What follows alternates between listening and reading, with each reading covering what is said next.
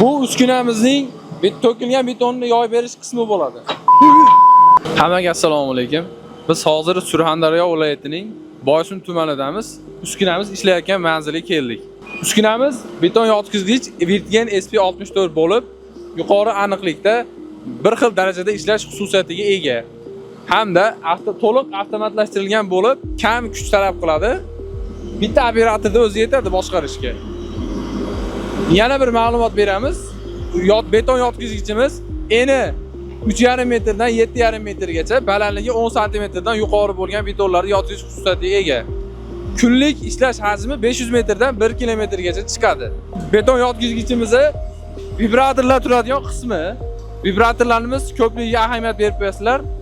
Bular betonni zichliligiga yaxshi ta'sir qiladi, betonni kafolatini oshiradi. Biz uskunamiz yordamida qurilgan yo'llarga 50 yilgacha kafolat beramiz. Qo'zg'ollarimiz qoqilishdan maqsad bular atmetka vazifasini bajarib beradi. Yo'lning boshidan oxirgi qismigacha tros tortiladi hamda datchiklarimiz bir xil darajaga qo'yiladi.